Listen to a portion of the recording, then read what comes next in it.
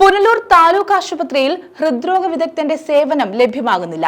Cath lab സജ്ജമാക്കാത്തതാണ് ഹൃദ്രോഗ വിദഗ്ധന്റെ സേവനം ലഭ്യമാകാത്തതിന് കാരണം. 3 വർഷത്തിനിടെ പലതവണ ഡോക്ടർമാരെ നിയോഗിച്ചിരുന്നെങ്കിലും ആരും ചുമതലയേറ്റിരുന്നില്ല. കാത്ത് ലാബ് സജ്ജമാക്കാത്തതിനാലാണ് നിയമനം ലഭിച്ചിട്ടും ഡോക്ടർമാർ ചുമതലയേൽക്കാത്തതെന്ന് കഴിഞ്ഞ ദിവസം പുനലൂരിൽ ചേർന്ന സ്വാഗത സംഘ രൂപീകരണ യോഗത്തിൽ PS സുബാൽ MLA പറഞ്ഞിരുന്നു. മുഖ്യമന്ത്രി ഇടപെട്ട് ഉടൻ തന്നെ കാത്ത് ലാബിന് പണം അനുവദിക്കുമെന്ന് അദ്ദേഹം പറഞ്ഞു. സംസ്ഥാനത്തു തന്നെ ഹൃദ്രോഗ വിഭാഗം അനുവദിച്ചിട്ടുള്ള ഏക താലൂക്ക് ആശുപത്രിയാണ് പുനലൂരിലേത്.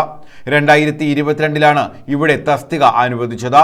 എന്നാൽ ഒരിക്കലും ഡോക്ടറെ ലഭ്യമാക്കാൻ ആരോഗ്യവകുപ്പിനായില്ല. പലതവണ നിയമന ഉത്തരവിറങ്ങിയെങ്കിലും ആരും ചുമതലയേറ്റില്ല. 2 വർഷം മുമ്പ് ആശുപത്രി സന്ദർശനത്തിനെത്തിയ ആരോഗ്യമന്ത്രി വീണ ജോർജ് നേരിട്ടുറപ്പ് നൽകിയിട്ടും ഡോക്ടറെ നിയമിക്കാൻ കഴിഞ്ഞില്ല. 3 വർഷം മുമ്പ് ഹൃദ്രോഗ വിദഗ്ധന്റെ തസ്തിക സൃഷ്ടിച്ചതിനൊപ്പം കാത്ത് ലാബ് കൂടി സജ്ജമാക്കുമെന്ന് പ്രഖ്യാപിച്ചിരുന്നു. ലാബിന്റെ പ്രാരംഭ പ്രവർത്തനങ്ങൾക്കായി തുകയും അനുവദിച്ചു.